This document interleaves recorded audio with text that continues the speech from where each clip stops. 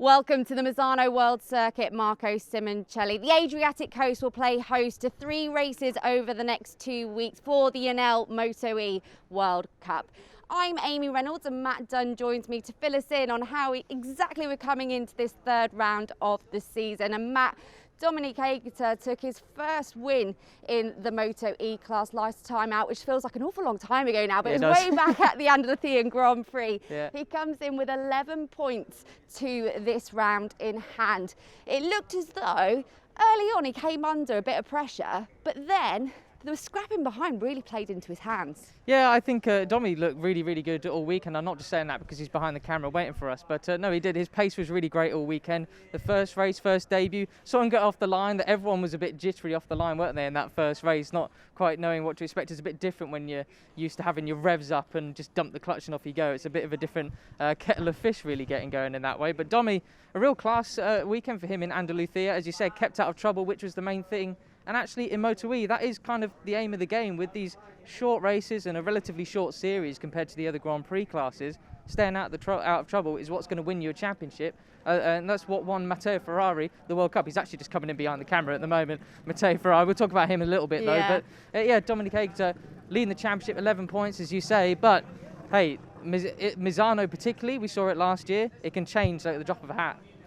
Let's go back to that scrapping that was going on for second. Poor Alejandro Medina, he was doing fantastically up until the point he crashed out. But really, we just spoke about the man just there. Matteo Ferrari, a real uncharacteristic move from him. Yeah, it was. You don't see sort of an irrational move like that from your MotoGP World Cup winner. Ferrari up the inside of Granado, wiping them both out. And, well, rumour has it he's got a penalty coming his way this weekend. Don't, at this moment in time, know exactly what that's going to be. I think he's got to go talk to race direction and the stewards, but we'll find out what happens with him. But, you know, whether that's a pit lane start or a couple of place grid penalty or something like that, or a couple of long lap penalties, that's going to really hamper him. You know, if probably the best case scenario in that sense would be if he had a grid penalty and he managed to qualify on pole position and he was bumped back a couple of places. You know, that's the best case scenario, because otherwise this is going to be a long first weekend for him here. But 1 race this weekend, and then of course next weekend we got 2. So 75 points up for grabs. Not too bad. Well, you remember last year, Matteo Ferrari took those 2 fantastic wins here in Misano. That looks as though it's going to be a little bit more difficult to achieve for him. But out of that crash, it was obviously Eric Granado that paid really for that one in terms of the championship.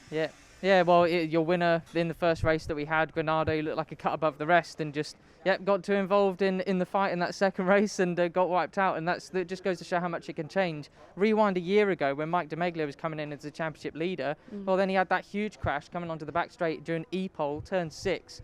And then how many crashes did we see in the race? You know, people giving it a whack full of throttle, especially at some of these tight, slow corners you got in Misano with big accelerating points.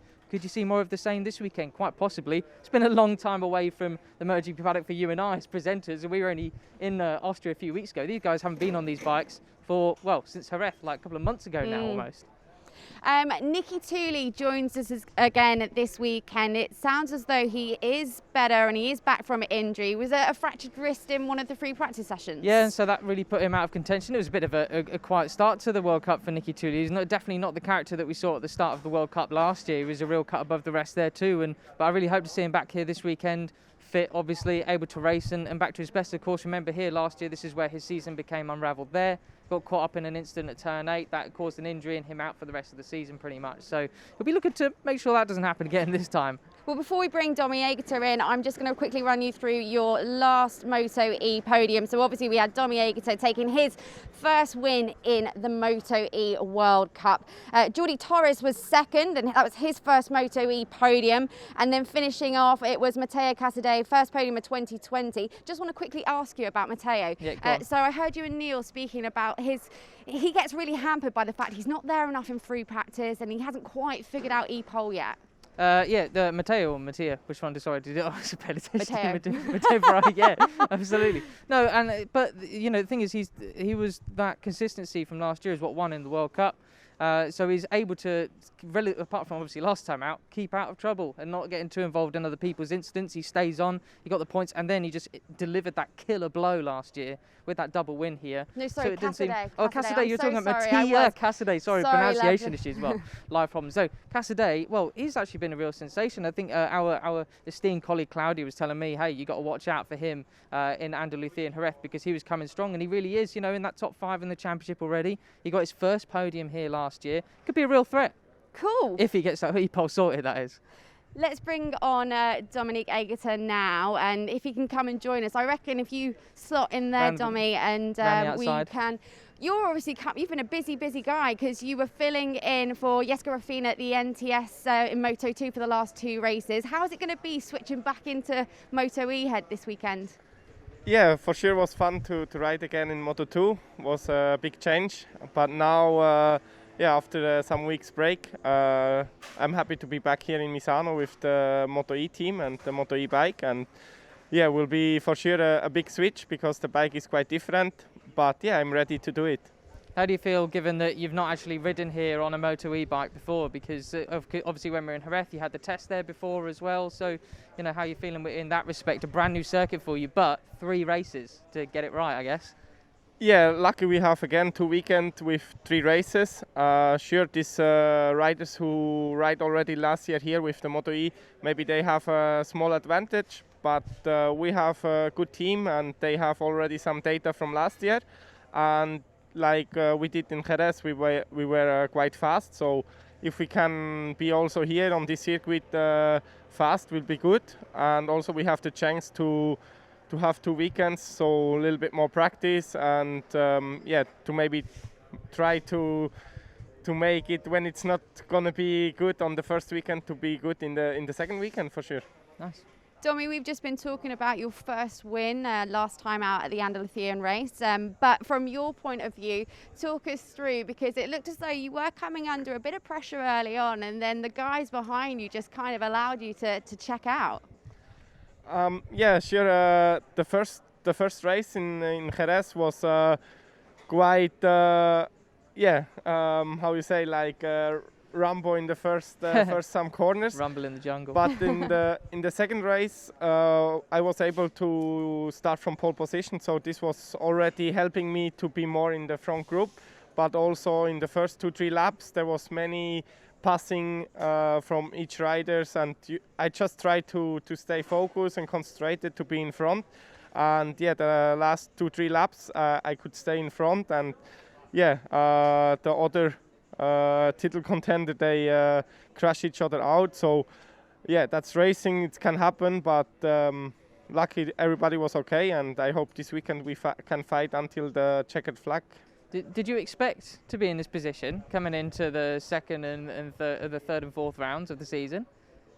Sure, it was difficult to say last year, because I never ride this bike and I didn't know what I expect. Sure, I was talking with some riders or with the team how the bike feels, and I was all the winter wondering how this bike will feel. So I was very nervous when I come to the first test in March, but yeah, I tried to be full ready for this championship. And yeah, when I jump on the bike first, the impression was quite different, and I need some adaptation. And after 1-2 days, I could adapt quite well. And yeah, now just 1 or 2 days. Yeah, that's true. Dommy, you've just said how much pole position really gave you a helping hand at the second race in Jerez. For Moto E, because they are slightly shorter races, would you say that your E-pole is pretty critical?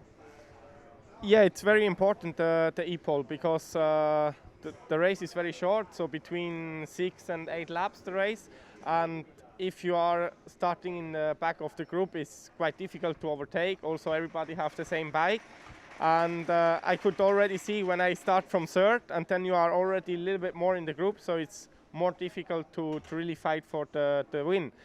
So the E-pole is something very special. You have only 1 lap, and yeah, you cannot override to go out of track limits or crash. Then you need to start on the back. So you need to have a good level to be very fast, but still with a small margin to not make any mistakes. Just one more question from me. Who do you see as your biggest challenges this weekend? What do you expect? Because of course you would have watched what happened last year here and how things can change just like that. We've been speaking about it. Who are you thinking your biggest challenges and all that this weekend in Misano? Yeah, sure. I watched the races from last year, and the championship is very short. So when you have 3 races and you make already like 2 mistakes, or you lose a lot of points. But yeah, there is many riders who can compete fast, like Ferrari, Granado, Casadei, Torres, De Angelis. There is a few that can fight for the podium, and yeah, I try to be there and try to push them out of my way. That's what you can do. Thanks so much for joining us, Domi, and good luck this weekend. And that's all from us here for now. You can join us live for ePole on Saturday at 4:10 local time. And then our first Moto E race of 3 gets underway on Sunday at 10 o'clock local time. But from us here for now, it's goodbye.